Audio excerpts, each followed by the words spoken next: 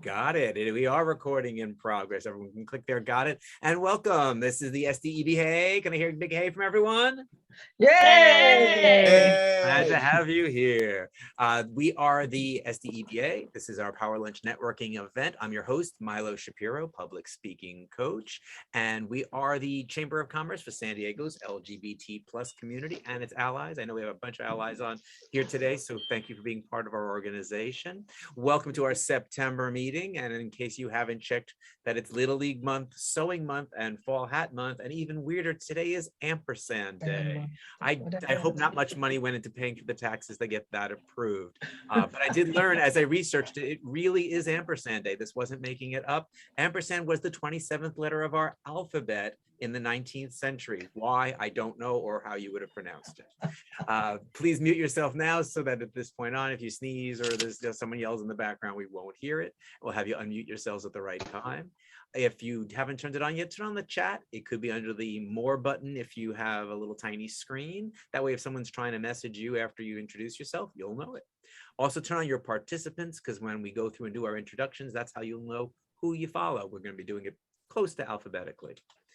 We are going to be putting this on YouTube and on our Facebook page after that. So just be aware that the meeting is not just recorded for us, but for broadcast after the fact.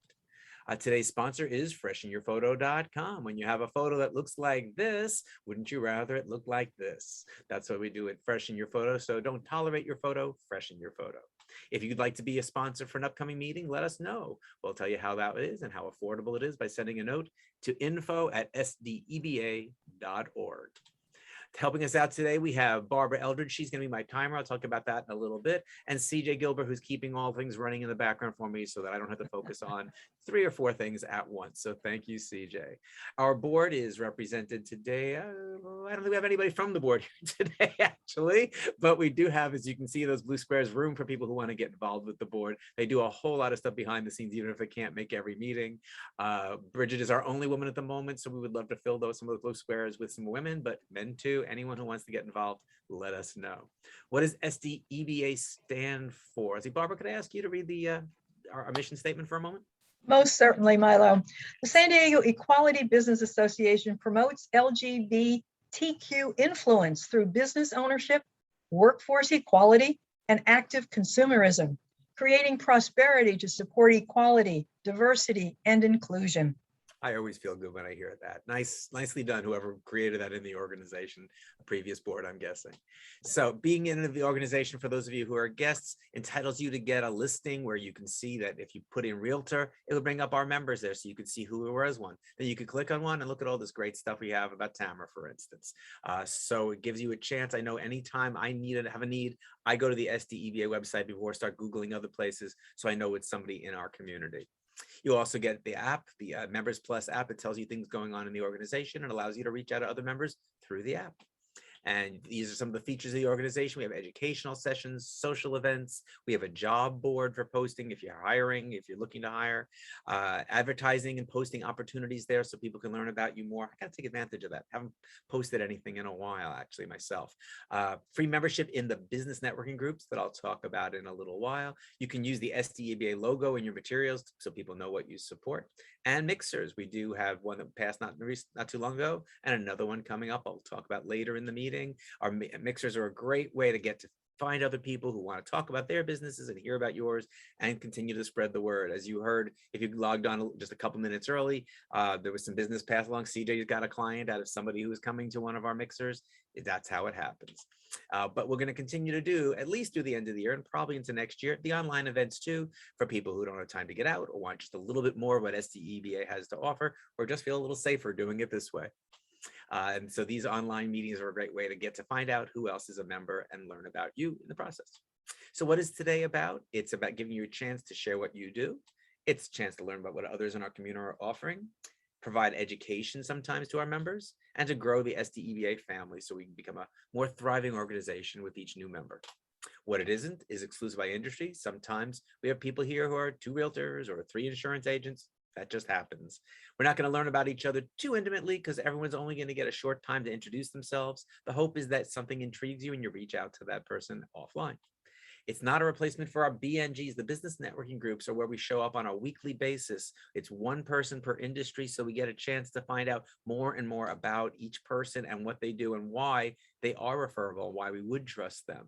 It's a great way to grow your business, and it's a long-term commitment because you never know when people are going to hear things down the way. You don't get forgotten like from a Nixer you went to 3 years ago and hope that person's still sitting on your business card. It's not a commitment. If you can't make it here to the power lunch because you got a client, you should be with that client. But if you happen to be free on the second Wednesday of any month, we hope you'll be with us. And it's not a place to sell to us. Sure, we need to know about you. We might take advantage of your services, but I promise you, I am more useful to you as someone who's an advocate for you than I am buying from you. And so is every other person on this call. So who do we welcome? SDEBA members, of course, are always welcome, but all guests who want to be here, at least through the end of 21, the power lunches are going to be free for anyone who wants to attend. We may even extend it beyond that. We'll visit that in December. Our meeting format is this opening happens. Then we have our member introductions, which are going to be a tad longer today. We're going to give you 40 seconds instead of the usual 30. We'll have our guest interview with Michael Levine. I'll tell you about upcoming events and announcements, and we'll have our official closing by 1 o'clock. Michael has offered to linger and do some Q&A for people if they'd like to after that time. We may finish early. If so, we'll start the Q&A a little early. We'll see. Sometimes extended Q&A. I get ahead of my PowerPoint every once in a while because I know the material just so well after doing this for a year. When is it your turn? That's why I told you to turn on the participants window, which will be alphabetical, other than a few of us at the top who are listed as managers of the meeting. Not managers, co-hosts of the meeting. Those are listed at the top. After that, it'll go alphabetically. When you hear your name, that's when you unmute. Please wait until I actually say your name, because if you try and be anticipatory and get ready, you'll shoot to the top of the list and I won't see you. I'll always visit back at the end and say, did I miss anybody? But just wait for me to say your name and then we're going to be fine. You can just share orally, or you can do a screen share if you're comfortable with that technology and you want to show something on a website or show a photo. That's fine, as long as you know your time is counting toward your 40 seconds as you figure that out. Afterwards, please do remute and unshare if you shared your screen. And finally, when you're done talking, over in the contact area, share your big five: your name, your website, your phone, your email, your LinkedIn, or some subset of that, whatever it is you want people to know to reach out to you. Keeping us on time today, we have Barbara, our timekeeper. Barbara, you want to explain how that's going to work? Oh, you got to unmute though. Barbara, it says. You were typing quickly. There you go. There I go. All right. Well, you threw a curve at me with 40 seconds. So just so you know, yes, that yellow, I will hold up my yellow card when you have 10 seconds left. And then I will hold up my red card when you have the last 5 minutes. And if you 5 seconds, don't, 5 minutes. pardon me? 5 seconds, not 5 minutes. Oh, 5 seconds. Why not 5 minutes? Wouldn't we all love to have that? The 5 seconds. And then if you're still talking, I may say thank you to you. So you'll know it is time to go back on mute. Sounds good. Thanks, Barbara. Thank you. And away we go. We're ready to get started on here. So we're going to go to the top of our list. I'm going to turn off my screen share here in case anybody else is planning to. Plus, it makes it easier for me to see the chat and participants. So CJ, if you'd like to get us started and kind of show us how a nice little 40-second pitch works. Absolutely, I'd love to. Hello, everyone. My name is CJ Gilbert. I've been a website developer for over 25 years. I'm also thrilled to now be a speaker and author. So in addition to building websites, I also speak and teach through my YouTube channel and other ways about how to use your website and other online tools for your business. In just a second, I'll drop for you my SDEBA resource page. This is the one place you can always come to help yourself to my free video workshop. This is a great way to refer me to someone who already has a website or doesn't have a website, but they'd like to make it better, or they'd like to learn about how they could better use it. And my podcast, Ask a Web Geek, both are available here. I'm going to drop the link now. Please subscribe on YouTube and let me know if you have any questions. Thanks so much. Thank you, CJ. Thanks, CJ. Barbara, are you rebranding yourself as Barba today, or is that a typo in the bottom right? I have no idea where that came from. All right, why don't you take your 30 seconds? I've never liked being called Barbie or Barb, so I don't know where it came from. However, I will start my 40 seconds here. I have an organization called Mind Masters, where we have an organization for small business owners so that they can have their challenges and ideas sort out by other business owners so that they have more confidence to push forward and gain the success that they really want in their business. We invite people to visit our groups. So come to mindmasters.com and let me know if you'd like to visit. Excellent. Thank you. I'm going to assume that was 40 seconds as we now go into It the was less than. there you go. Always have to trust the timer. So now we go to the alphabetical part of our group with Antoine. So if you'd unmute Antoine, let's hear about what's going on with you. Hi guys, I am Antoine Didier. I am a portrait photographer. In fact, I'm going to show you. I hope it works. Oh shoot, I'll have to do this next time because that's the first time I do this from this computer. So I did not allow Zoom to do that. Anyways, I'm a portrait photographer. This is my awesome studio right behind. I am here to help people build photographic legacies that will matter to them for years to come. And that's it for me. Thank you. Thanks. Be sure you put your website over in the side because I've been to his website. He does beautiful work and I'd love for you all to see it. Thank you. Heading down the list, our attorney, Georgine. Good afternoon, Georgine Brave, family law attorney for 37 years in San Diego. I do complimentary consultation for anybody who has a question about any family law issue, custody support, post-judgment, enforcement of any kind of judgment. Any question anywhere in the United States, I'm glad to help.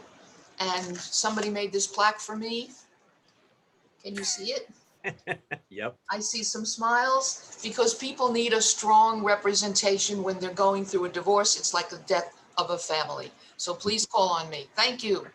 Thank you. Thank you, Georgine. Up next, I see Betty Brink. Betty, if you'd unmute and join us. Hi, everybody. I'm Betty Brink, and I help men and women find the confidence and self-esteem necessary to reach and maintain a weight goal by tapping into joy and living our best lives in every moment. My company is called the Main Meal Weight Management Support. It's based on a book that I wrote about my journey to self-love, not my journey to weight loss, but to loving myself at any size or shape. I really want to promote the fact that I'm holding a class in January.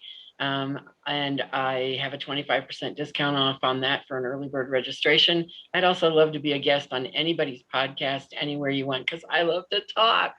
My philosophy is, and I'll give you my philosophy later. Thanks so much. Sounds good. And when you post, put that link to your TED talk because it's really wonderful. People might want to see that. Okay, I'll add that in too after I post what I've got ready. Thanks. Sounds good. Kara, you are up next. If you'd unmute yourself and join us in the group.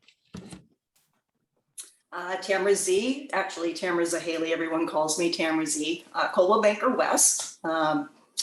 Basically help people with residential real estate purchases of all types all over San Diego County, and I've been doing that since 2003, beginning of 2003, long time. Thanks, everybody.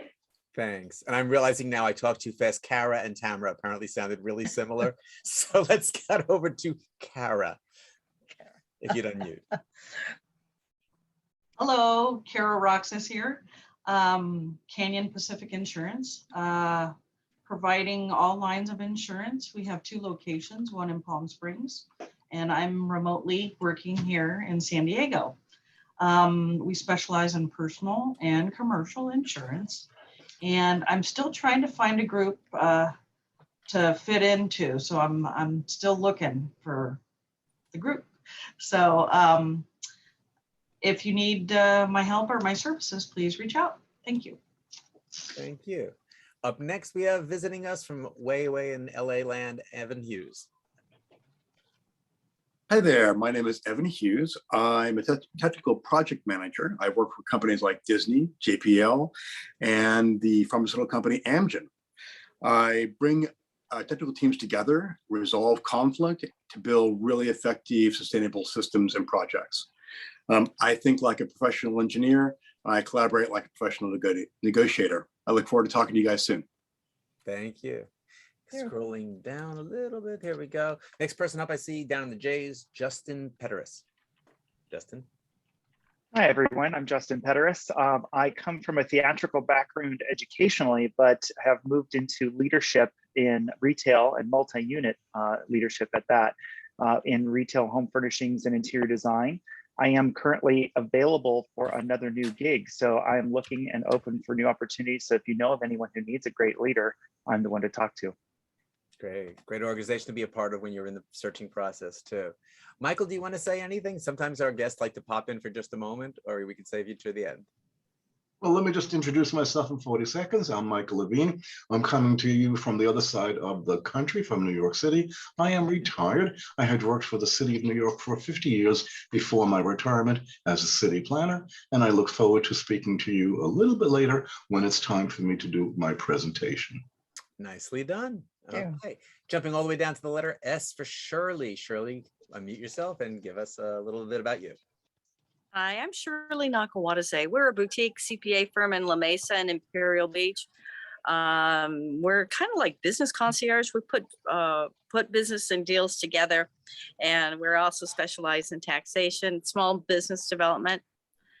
It's kind of cool. We're right across the street from the beach, so It's a good life. Well, thank you. You're welcome.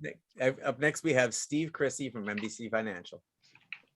Hi, Steve Chrissy with MDC Financial. We're a full-service mortgage bank doing all types of mortgage lending for residential 1 to 4 units.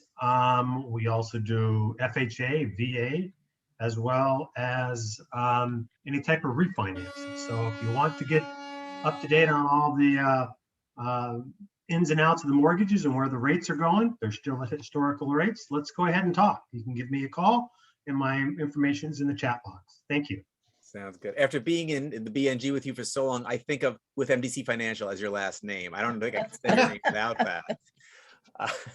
And up next would have been Tamara, but she thought when I said Kara, I was saying Tamara. So that wraps up the list other than me. I'm going to click my little send thing here and switch back into share screen mode. Oh, Todd, Hello. are you off the bottom of my screen? Oh, you must have jumped to the top. You know, Yeah. you're probably at the top of the list because you're often a co-host. Todd, take your turn. My name is Todd. I'm with Consolidated Concepts. If you are looking for unique ways to get your message out there besides the Zoom calls, print is the way to go. We are a print company here in San Diego. We do everything from ink on paper to promotional products. So if you have to get your message out in a unique way that has, it's been going on for the test of time, we are your source to get it printed. So thank you. Is there anybody else that I did skip? I see him at the top of the list now, so I apologize for that. All right, then I'll go back into my. Milo, Yes. Can I share that photo? Yes. Like 2 seconds. Sure, we're ahead. Go ahead. There. It should work, right? God. This is as an example of the work that I can do, and I've won an award for that photo. Nice. So I'm pretty proud of it. Okay, Anyway, thank you. that's it. Go ahead and unshare so I can share. Yep. I'm trying to. I forgot. There it is. Better. I know sometimes it hides. Yeah. All right. So now I got to go back to where I can share and share. Hopefully everyone's still seeing the old away we go and away we go. So Sue, when she has to speak, tends to go off on tangents and doesn't have a through line, and you wonder when she's ever going to get to a point. Pete writes very organized material, but he's bland as can be when he's producing anything in front of a group. So the boss, of course, decides he's going to send them to a public speaking class. They have completely different goals. They're doing different things. Why would they go to the same trainer? That's why coaching makes all the difference. I'm a public speaking coach, and I work with you from where you're at. So I make Kara the best Kara she can be, Barbara the best Barbara she can be, not trying to make them into what my book says they should be. So if you have anyone in your lives who complains about, oh, I hate giving presentations, or oh, there's this big one coming up and this is really important, I wish someone could give me some feedback on it. Over 20 years of helping people to be as prepared, polished, and powerful as they can be, whenever and wherever they speak, whether it's live or on Zoom these days. And that wraps me up just before she cuts me off. So now on to our guest. And I did unshare, so I don't have to get that reminder. Michael Levine is our guest today. He already introduced himself and said most of what I was going to say in his intro, so I'm just going to jump right into having him here. We wanted to have him here, but first I'm going to tell the little unusual background how Michael ended up here. A friend of mine, Jennifer Coburn, is an author, and she's working on a book about gay life in the 60s and even into the 50s. It's a fiction book, but she wants to make sure it's realistic. Somehow she connected with Michael, and I was there when she spoke to him, talking about his experiences in being at Stonewall, and I didn't think of him in terms of being a guest on the Power Lunch until afterwards. So I wish I had taken notes, but he was so fascinating in that call with Jennifer that I knew it would be interesting to have him here today. So Michael, welcome to the show, program, episode, whatever we want to call it. And I'm really glad you could be with us. Thank you. I'm delighted to be here today, and I'm fascinated to hear everyone's business enterprises that you're in today. It is a wonderful world, even if it is by Zoom. It's wonderful to see and hear everyone. Thank you. I'm going to jump right in because we have so many good questions with this. So taking us back to you coming out, and obviously Stonewall wasn't your coming out night. We were out in the late 60s. Take us back to that time. Did you even know any other gay people that gave you the courage to come out, or did you just kind of leap into what was it like in the late 60s in New York? It was very, very difficult. Let me go back a little bit further than that. I was born and raised in Brooklyn. For those of you who know New York City, Brooklyn is the largest of the boroughs of the city. It has had at that time a very large Jewish population. And I came from an Orthodox Jewish neighborhood and a practicing Jewish family.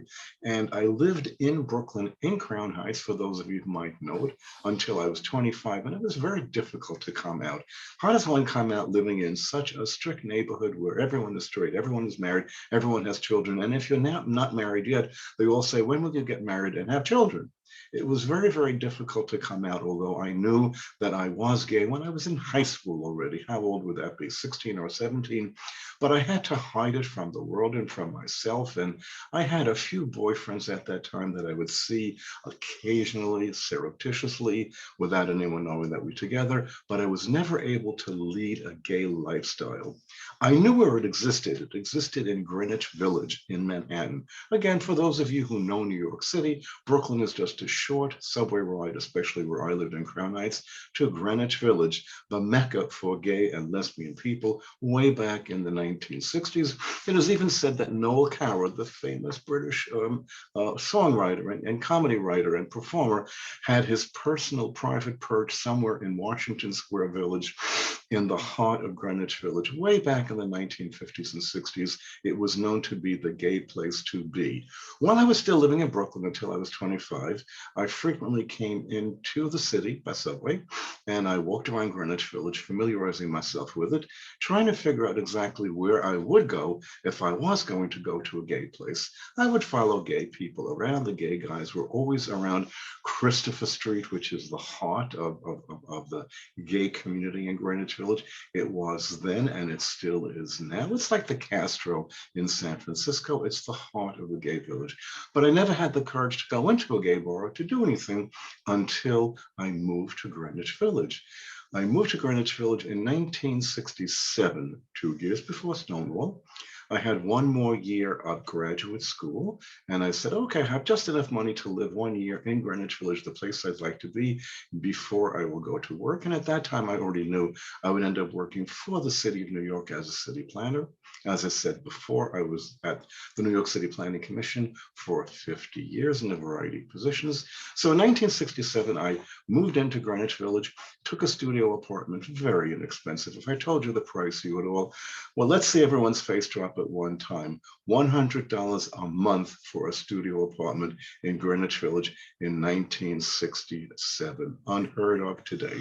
So I lived there for a year, and it was wonderful. The first thing I did when I moved in over the weekend, which was during the summer of 1967, was to unpack and walk around Greenwich Village and follow the gay guys that I knew were going to gay bars. And I said, this time I am going to have the courage to just follow them into this place that I know they all go. And I didn't even focus on what the name was. I just knew this is where the gay boys are. There were other gay bars in the village. I didn't feel comfortable looking at any of them. It didn't seem to be the kind of friendly guys that I wanted to be with. And I knew in the back of my mind that there were bars that were frequented by leather guys and women who liked leather bars way off in the West Village, but I was never interested in that. I wanted to go to the place where I saw guys like me going in together. So in 1967, I went into the Stonewall, followed a group in. I kind of felt you had to know someone to get into a place place like this, which was kind of true because they were all controlled by the mafia.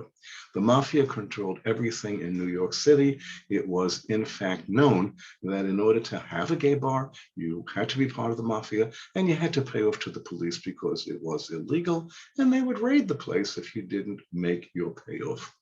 Who even cared about that? The mafia was providing a service. And we need to understand something. We talk about this in history. The mafia always provided a service to people that was illegal. We're talking about drugs, we're talking about prostitution, we're talking about gay bars. Put them all together in one category and say they were providing a service. The only one I was taking advantage of was the gay bar, the Stonewall.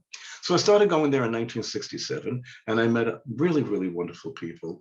It was a place where everybody felt comfortable. Straight people, gay people, lesbians, bisexuals, transgendered, and I'm going to use the word drag queen because the drag queens are the ones who really brought us gay liberation, and I'll talk about that in a moment. Color didn't matter. White people, black people, brown people, a lot of Hispanics who lived in the Bronx at that time, a lot of Jewish kids from Brooklyn, Italian kids from all over the city. Everyone came to the Stonewall because everyone was welcomed. It was the one place that you could go to say hello, to dance, touching each other, to hold hands, and to kiss. Everyone was welcome. And to me, it was a club. It was a place to look forward to going on Friday night and Saturday night, whenever I had free time. It was only 2 or 3 blocks from where I lived. Again, for those of you who know New York City, I lived in the central part of Greenwich Village on 10th Street, and Christopher Street was only a few blocks away. I went there almost every Friday and Saturday night, unless I was with family or straight friends. I still had straight friends from Brooklyn and some straight friends from college. I went to Hunter College in New York City in Midtown. And I went there quite frequently, and I always met people there. And on one particular night, I met someone who I invited to come home with me and couldn't come home with me because he lived in the Bronx with his family, and he hadn't told them that he would be staying in Greenwich Village. So we made plans to get together the next Friday night. And he would tell his folks that he was going to stay in the city with a friend. So we met that next Friday night, and we had a beer. We were on the dance floor. We came back to the bar because it was a former garage turned into a restaurant, turned into a gay bar by the mafia. It was not an extraordinarily glamorous place. It was, I repeat, a garage with a bar in the front and a bar in the back and a very noisy jukebox and a lot of kids dancing.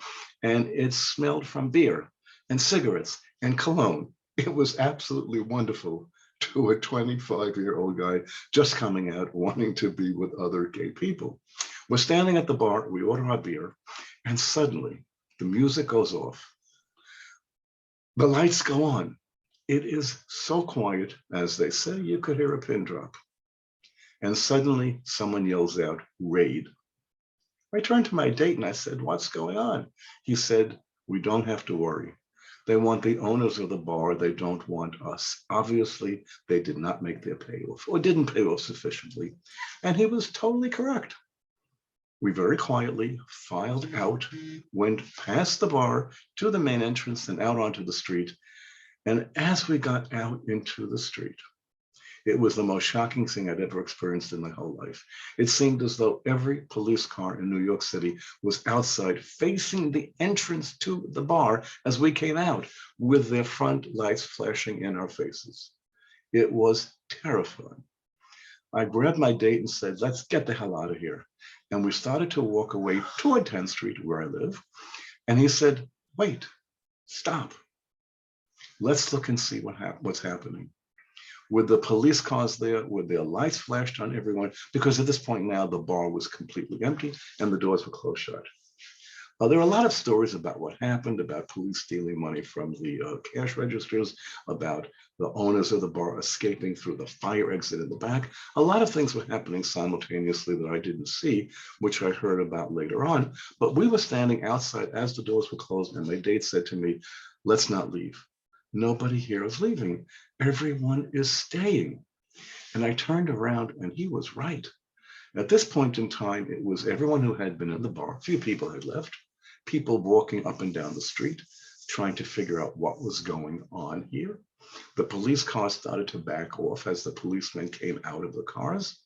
And to my shock and amazement, everyone just stood around, not quite knowing what to do, but knowing that we don't want to leave. As a way of background, the Stonewall in when I started going in 1967 to 1969, we have to remember the raid occurred on a Friday night. I think it was June 30th. I keep forgetting the date, in 1969. At that point in time, the drag queens, and I say drag queens lovingly here, they were a small portion of the population, perhaps 5% of the men and women and lesbians and straight people, all of whom came to have fun at the Stonewall. They were a small portion, but they had no place else to go. What other bar in New York City, what other venue, what other location would let men dressed as women in to drink, to dance, and to have fun? So they stood there in the street and they refused to leave. And we stood there with them. And suddenly, and to me, this was the most joyous part, which is why I call Stonewall a rebellion, not a riot, a rebellion. The drag queens formed a chorus line. And they were only able to do this because Christopher Street meets Waverly Place, for those of you who know it, and creates a wide open space in front of the Stonewall. The drag queens began to dance up and down the street, forming a chorus line, kicking up their high heels and chasing after the police. It was the most unbelievable, most beautiful, and most fun sight that I had ever seen. History books and people who talk about it say, oh, it was a riot in the street and people were throwing things and knocking over police cars. And I heard that someone threw a garbage pail at a police car. I don't know if this is true. I didn't see it. All I saw with my boyfriend that night was a bunch of kids having fun in the street. Drag queens dancing up and down, chasing the police. The police were running away from them. And we, the other gay guys, standing there laughing and singing and running around. And it was a fun evening for me. And it must have gone on a lot late. We stayed until about 1 o'clock in the morning and we left. And it just looked like a fun location for me. And what it was gay people saying, if you won't let us dance inside the Stonewall, we're going to dance right out here in the streets of the city of New York. That was a very bold statement for anyone to make. And again, it was the drag queens who started it. And it was the gay people and the lesbians who went to the Stonewall, and even the straight people who said, yes, we agree with you. If we can't dance in the Stonewall, we'll dance out here in the street. It was fun. One of the things you said in our pre-call was that part of the reason you think all of that festivity and dancing happened was because the raid was on the early side and it was too early to go home. You had to do something. If they had raided the bar at 1 in the morning, Stonewall might not have ever happened. And a lot of people would have been gone already. It was like 11 o'clock at night, somewhere between 11 and 11:30. It was too early. The drag queens had just putting on all their makeup and their wigs, and where were they going to go now? And us straight guys, quote unquote, we were all dressed up. I know I came home from work in my 3-piece suit and got into my chinos and my button-down collar shirt. And we were going to go 11 o'clock at night when they throw us in the street. And the streets were full of passersby. And that's another important point, because it attracted so much attention, because it happened so early in the evening. And again, we all know the reason. The reason was they either hadn't made their payoff to the mafia or hadn't paid enough. And let's not forget, they made a lot of money in that place. To rent a garage or to own a garage on Christopher Street back in 1967 was very cheap. And although a beer was $1 then, which seems like very little now, it was a lot then, they made a lot of money. Obviously, they did not give enough to the police. Let me talk about Saturday. Saturday night, we went back again, thinking, well, maybe the Stonewall will be open now. Maybe they'll open again. The doors were shuttered, closed. And there was a sign in the window, closed forever. Something like, and I know there were pictures of it, so I can't remember exactly what it says. Thank you guys for your patronage. Please find other places to go tonight. And that was like really, really upsetting and shocking to all of us, because again, where were we going to go? My boyfriend and I could go to other bars in the village in which we could feel comfortable, but where would the drag queens go? Where would those who felt so comfortable being with gay people? Where would the lesbians go? Where would the straight folk go? Don't know what would happen. So we stood there in the street, and this time we danced, we held hands, we kissed. We acted in a way that we could never have done in the streets of the city of New York, 25 hours ago. We stayed there, and we stayed there a long time. And again, we danced and we hugged and we kissed and we behaved in ways that we had never been able to do before. And Was again, there we any, were was there any making this. source of music for any of this? I'm trying to think No. of 1969, like a transistor radio or Nobody, anything. nobody had anything. The guys were singing. They were singing popular songs of the era, and we were Just saying, dancing to the singing. dancing to this, our own singing, and walking around and holding hands. And I'll never forget kissing in the street on Christopher Street in 1969. Think of how revolutionary this is. Two guys kissing in front of the Stonewall in 1969. And we were saying the same thing. We're coming back every night until you let us back in again. It's quite a statement for us to make. At this point in time, word was getting out around in the city that something is happening in Greenwich Village. Something is happening down there on Christopher Street. And there were so many people there joining us. You couldn't tell the straight people from the gay people. It was just an enormous, enormous crowd. And the police were sending 4 additional reinforcements to disperse the crowds. And it started to get a little bit nasty. And perhaps that's when people heard that garbage pails were being thrown at police cars and storefront windows were being broken. I didn't see any of that. The next night, there were wooden boards covering some of the storefronts on Christopher Street because the owners of the shops were afraid of what might happen. But we did stay there a long time on Saturday night, and the crowds got bigger and bigger and bigger, and the police were dispersing us, and we'd walk away and we'd come back. It was not as much fun as the night before, but it was a major statement. We're coming back every night. We're going to walk down the streets of the city of New York. We're going to hug. We're going to kiss until you let us be who we are and what we are. We're gay people, and you need to accept us. That was an unbelievable statement when we made way back on Saturday night. And I have to say to everyone here in this room, as I've said, because I've done this presentation in so many different ways. I've done it on StoryCorps, which is part of the Library of Congress. I have done it for the Greenwich Village Society of Historic Preservation. I've done it for the Lesbian and Gay Archives. I'm doing it for you. I did it on the 50th anniversary of Stonewall at my synagogue. Most synagogues now have a gay pride Shabbat on the Friday night of Stonewall. I gave this speech, and I always give this speech, and I tell people, I didn't go to the Stonewall to become part of the gay rights movement. I went to the Stonewall to dance with my date. And I walked out part of the gay rights movement. It was not anything I planned.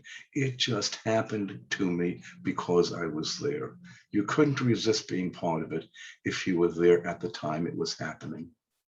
Let's move on to Sunday. Sunday is what, I'm sorry, are there any questions about the first 2 nights? Because I need to Before you go on to Sunday, did it stop like at night and then start every night, or did stuff go on during the day at all? No, nothing during the day. It always happened at nightfall because, you know, gay people don't go out until 11, 12 o'clock at night. We are not early folk. I don't know if that especially in New York has changed, but everyone goes out late at night now. I mean, we go to theater, we go to dinner, but when it comes to going bars and things like that, we always went out late. So it started late at night, and then who knows when it ended, 3, 4 in the morning when people got tired and said it's time to come. Nothing ever went on during the day. There was nothing there Friday or Saturday during the day, or even Sunday. Nothing during the day. So let's talk about Sunday night now. But now Sunday night was the scary night. Sunday, my boyfriend went home. He had to go home to his family in the Bronx. And I decided I'm going to go back to the Stonewall and see what's happening tonight. And that was the night that was frightening. That was the night, and I'm going to predicate this by saying, for which the police commissioner of the city of New York during Stonewall 52 years ago apologized to the gay community for overreacting. We arrived at the Stonewall. I didn't know what time we got there. Monday was a work day, so it must have been early. It must have been 9, 10 o'clock at night. And we suddenly found the entire street, Christopher Street, and again, Waverly Place, which intersects with it, and 7th Avenue on one side and 6th Avenue on the other side, completely covered with tactical police force. Let me explain what that is. That is the mayor's riot police in white motorcycles and white helmets and white vests, And that was scary. And again, the police commissioner of the city of New York on the anniversary of Stonewall 50 apologized to the gay community for overreacting that night and sending the tactical police force in. It became nasty. They would come with their motorcycles toward the Stonewall, disperse the crowd would run away, the crowd would come back again and curse them, and they would chase them again. And that's when the street was full of reporters, television videographers. That is when everyone found out what was happening on Christopher Street.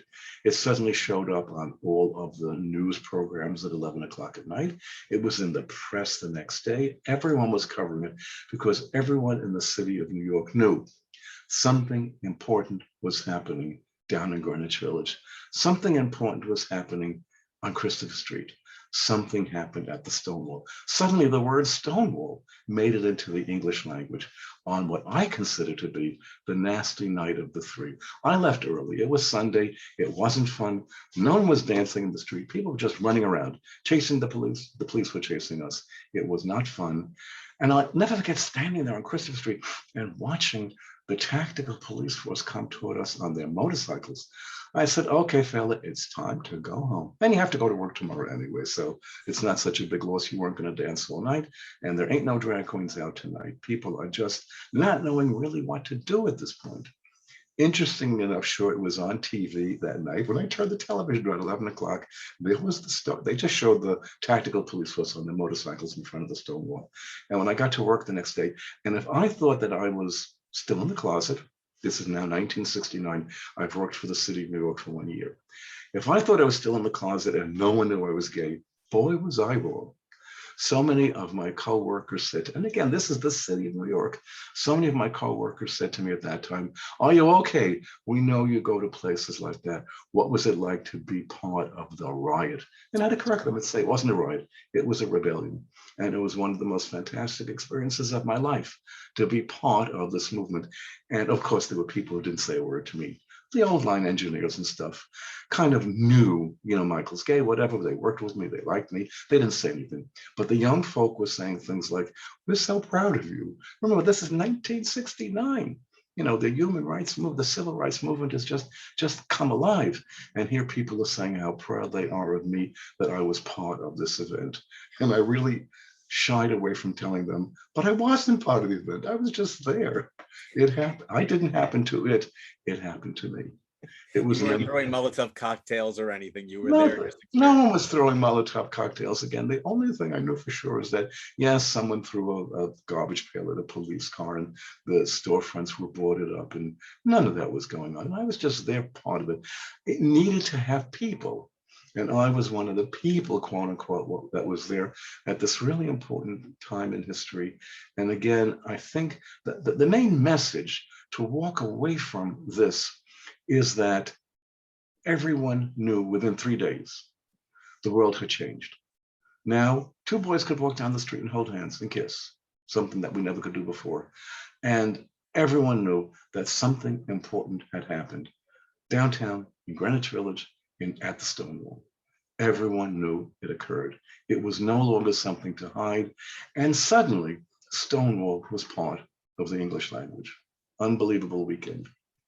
And it's now what, 52 years ago. Yeah, that's wow. What misconceptions do you think people might have about what the bars were like back then? Like, is there something that people don't quite get right in your mind? Well, there are two sides to it. Number one, everyone felt that there were only two kinds of bars for gay people. One were the leather bars. And it's true, there were lots of leather bars on the far west side. And I had gone to one or two and didn't like them because I'm not a leather queen. I don't own any leather. I own jeans and stuff, but I wasn't comfortable in them. So that was one misconception. There were certain kind of bars where you could only get in if you were wearing leather outfits and arrived on a motorcycle and were wearing chaps and so on. The other misconception was that to get into a place like the Stonewall, you had to be dressed in drag. And this is really funny. One of my friends, after I had done the speech at the gay synagogue 2 years ago, one of my friends came up to me and said, so Michael, what were you wearing that night? Because we know that you had to be in drag to get into the Stonewall. I said, that's not true. That is such a misconception that people to this day still think you had to be dressed in drag to get in. I said, no, that's not the case at all. You don't have to be dressed in drag. Yes, drag queens are welcome. Everyone is welcome. And it was fun to see everyone together in one place. I really had a good laugh over that one. Can you picture me coming home from work, changing out of my three-piece pinstripe suit into a drag outfit to go to the Stonewall? That's not me. And that was not the majority of the people. We owe gay pride. I think a lot of people, because they always say that the drag queens were the ones who fought back and everything. I think I always had the misconception that a lot of the people in the Stonewall must have been drag queens for that kind of pushback. Only about 5%, and we love them. We love them because they were so much fun. They led the dancing in the Stonewall. They led the dancing. It was only about 5%. Think of how difficult it is in a time where it's so difficult to be gay. These guys are dressing up with wigs and makeup and heels. Think of how much difficulty it is to get into a drag outfit and go to a place like the Stonewall. It was only about 5%, and we owe it to them. The second misconception is what was happening in the Stonewall at the time of the raid. Someone said to me, so we understand that the disc jockey, the DJ, was playing Judy Garland records all night long, and everyone was leaning over the bar and crying because Judy Garland had died the Monday before. And I said, wow, that is so not true. First of all, back in 1969, we did not have disc jockeys. We had jukeboxes. And you fed the jukebox, and I don't remember, was it a nickel, a dime, a quarter, to play loud, blaring music? I don't think there were any Judy Garland records on there. People were not hanging over the bar. People were not crying because of the death of Judy Garland. Yes, we were aware of it. We were conscious of it. Judy Garland was an important character and feature to gay people because of the way she suffered. But Over the Rainbow, which became the theme song for the LGBTQ movement, comes from the movie. Later on, people adopted it when she sings Somewhere Over the Rainbow in The Wizard of Oz. But it wasn't at that time in any way associated with gay people. That only happened later. So when people say to me, what, wasn't the DJ playing Judy Garland songs all night? No, they were playing loud, blaring rock music, and everyone was dancing their heads off, and no one was leaning over the bar and crying. That was a misconception, again, a humorous misconception of what was happening that night. And it was true. Judy Garland had died the Monday night before. Even hearing you say that it was rock music, and every time I see video of old gay bars from the 50s, it's always people dancing arm in arm, like they're waltzing or something like that. But it was just like, it was pre-disco, but it was that kind of. Oh yeah, it was all pre-disco. It was old-fashioned traditional rock and roll with your arms up in the air and shaking back and forth. It was old-fashioned rock and roll music. So, something we haven't seen in a long time. Reflecting back, so we can get your perspective, because I don't often get to talk to someone who goes back that far in the gay community. How do you think young gay people today are different from them? What's the same and what's different? I think young gay people right now take for advantage everything we have as gay people, and I say GLBTQ, gay as a shortened way of saying, everything we have, although the world is changing around us, which means we can come out, we can tell people who we are, we can tell people what we are. We don't have to be as afraid as we were at that time. I think that most of the gay people I know who are young right now take all of that for granted and are looking forward to a life in the future, which is so different. We in our synagogue, and I'm giving you a perfect example here, never could have conceived when it was formed in 1974 after Stonewall that we would have couples with children, either born or adopted, who are going through the process of confirmation, bar mitzvah. Who would ever have thought of that way back in 1969? Gay people today take all that for advantage. Yes, my partner and I have a child, and we're going to send them to school for their confirmation, for their bar mitzvah. This is something that they take for granted now, which was unheard of back in 1969. I think it's good. I think it's very good that it is taken for granted. These are rights that we fought for. The one thing I'm always pleased to hear from young people I speak to are expressions of, well, thank you. The world we have today is because of what you did way back then. You built the world for us, And we are here on your shoulders. I love to hear things like that because it's gratitude. Do I ever hear people say, gee, I wish I could go back to the time and go through it? No, I don't think any young people would want to go through what we went through because it was rough. After Stonewall, it was really rough to find places to go. It was rough to figure out what organizations we could form, what organizations we could be part of. The Gay Liberation Front was formed. There was even a gay firehouse. One of the gay organizations purchased a firehouse in Soho, right now the cast iron district, and opened it up for dancing to gay people. It was difficult to find where to go even after Stonewall. And I think the younger generation today appreciates everything we did way back then to bring us gay liberation, to make Stonewall 50 as big an event as it was. And oh my God, for those of you who were in New York, the traffic jams were unbelievable. Yeah, this was just pre-pandemic until 1, 2 in the morning. The city of New York was so crowded with people, proud of Stonewall 50. The problem I have today is we're seeing backtracking of some of the accomplishments. We're seeing countries where they are withdrawing a protection for gay people, where gay marriage at one time was legal is now becoming illegal in certain countries around the world, and certain states in this country are starting to become more conservative. I'm worried about the future, and what I see from the gay people I know today is they're aware of it, and they are ready to fight back and to fight to keep all the progress we have made so far. And that's a big difference. It's something I'm very proud of. They're pleased about the world we gave them, and they intend to keep it and advance it and not to lose it under any circumstances. I think it's a wonderful, wonderful tribute to the young gay people I know. Cool. Well, one last question, because we talked about the difference with young gay people and the idea of them building on the past. But it also seems like there's an immense sense of assimilation. I mean, look at this group. This group is half straight as I look around at who I know their orientations.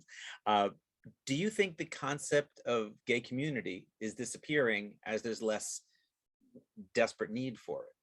I agree completely. There is less of a need for a gay community. When I moved to Greenwich Village way back in 1967, it was known to be where the gay people are. There's no such thing anymore. There's no one gay community. Yes, gay people are all over Manhattan. They're in Chelsea. They've even gone to Brooklyn, certain neighborhoods, but there's no one gay community. And there's no one gay, even the gay synagogue of which I am a member, of which I was once president, 1/4 of our members are straight, because they like the nature of the congregation that we have created where everyone is welcome.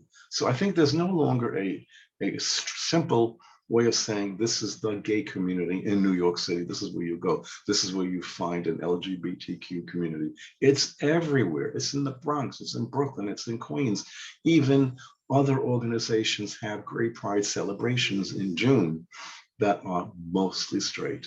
There's no one gay community. It's really part of the city's culture today, not just because Stonewall happened here, but because of Stonewall, the world around us changed. And I think that's a major, major benefit. Michael, thanks so much for being with us and sharing those ideas. And Michael said that he will linger at 1 o'clock if people would like to ask him any direct questions. I'm seeing applause from people who are muted, so thank you for that. I'm gonna wrap up some business. We have time for that. Our next power lunch, hopefully this is showing on the screen, is on October 13th. Here we go. And it's Margot Garcia with her program, Busy is the New Lazy. I've heard parts of this before and it was too close to home for me. I had to really do some soul searching once I heard what she had to say. I hope you all come and hear what she has to say on that. Coming up, we have our new member mixer for those of you who are new members or are interested in becoming. That's on September 22nd. Information on our website. And for everyone, new and old, we have our fall mixer. I'm just happy we're even doing another mixer. This is going to be a mostly outdoor. I think they're going to be like food inside and then hang out outside kind of a thing. So that's on the 21st of October to mark your calendar. And I'm sure notes will be coming from the organization on that. I'm going to skip the testimonials for today because we spent a little more time with Michael. You can follow us in a couple of places on Facebook and on LinkedIn. I use this Tiny Earl for LinkedIn because the real one is just so long, so it's an easy one to remember. tinyurl.com/LinkedIn, SDEBA. Facebook, it's just the name of the organization. And you can always find out more about the Power Lunch at the Power Lunch page, powerlunch.com, where that's just me, where we have showing all our past episodes. If there's one you'd like to check out, if you're new to the organization, see what else we've had. Michael's will be up there probably in the next day or two as well, for if you want to share it with anybody. Distribution list. I'm seeing someone waving. Maybe he's waving to someone. Oh, he's just saying he's on the phone. That's okay. Our distribution list. If you need to get in touch with us for any reason, sorry, if you're not hearing from us, check it out by adding SDEBA.org as a safe sender on your allow list. Guests can join it too. You can get our email even if you're not a member to find out about things that we're doing that are open to the public. Just join SDEBA and sign up there. Our membership chair, Dory, would be happy to tell you more about being involved in the organization if you're not a member yet. If anyone was chatting with you and you want to save anything you saw in the chat, or you think you might want to get back to people, do the save the chat thing. It's just down there at the bottom, the 3 dots, and click the words save the chat. Our thank you of the month goes to Mama's Kitchen. I always like to thank somebody. Mama's Kitchen gives food for absolutely no cost to people who are struggling for HIV for many, many years, to 2-3 decades. They've been doing that. But also they've added cancer, congestive heart failure, and other people who are trouble getting food to them, hot, fresh meals coming to them, or microwavable. If you want to know more about Mama's Kitchen, how you can support them, I believe it's mamaskitchen.org. Final thought of the day comes from Harvey Fierstein. Never be bullied into silence. Never allow yourself to be made a victim. Accept no one's definition of your life. Define yourself. That's it for today. If you have any comments on today's meeting, you can send it to the organization or to me directly at either of those emails down there at the bottom. And that's all, folks, on that. So I'm going to get out of PowerPoint. I'm going to stop sharing. I'm going to wish you luck having a wonderful day. It is, whoops, spilled something. It is 12:59, so we ended up right on time. But if you'd like to linger and ask questions of Michael, you can unmute, and we'll start now. We're going to stop the recording, CJ, if we can. Thank you all, and hope to see you on October 13th.